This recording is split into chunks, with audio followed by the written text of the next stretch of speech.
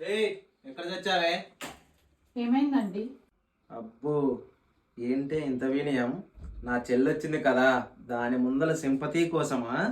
మీ చెల్లెలు మీ గురించి తప్పుగా అనుకోవాలనుకుంటానా అండి నేను?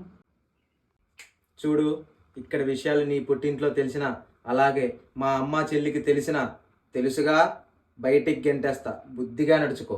అవునా అన్నయ్య, వదిన బయటికి గంటేస్తావా?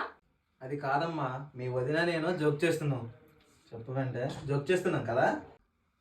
అవునమ్మా బాగి, మీ అన్నయ్య జోక్ చేస్తున్నాడమ్మా. ఆపన్నయ్య నీ నాటకాలు. ఎందుకు వదిన మనసులో అంత బాధను పెట్టుకొని మా అన్నయ్య చెప్పిన దానికల్లా తలాడిస్తున్నావు? అమ్మా, నువ్వు వెళ్ళి స్నానం చేయిపో. వదిన అన్నం పెట్టిద్ది, తిను. ఆపన్నయ్య, నేను చూస్తుంది మా అన్నయ్యనా అనిపిస్తుంది. ఎందుకన్నయ్య ఇలా మారిపోయావు? ఒక ఆడదాని పట్ల ఎందుకు అంత క్రూరంగా ప్రవర్తిస్తున్నావు? రేపు నాకు పెళ్ళయ్యాక మా ఆయన కూడా అలా నడుచుకుంటే ఏం చేస్తావన్నయ్య?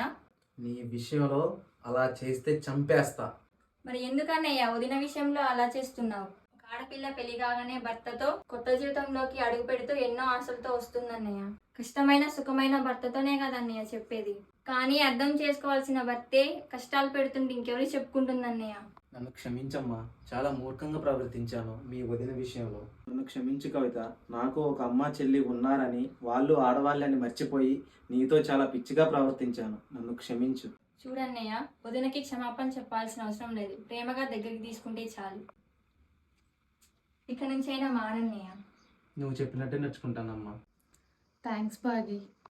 ఎందుకు వదిన థ్యాంక్స్? నువ్వు మా ఇంటి మహాలక్ష్మివి. నువ్వు బాధపడుతుంటే చూడగలమా?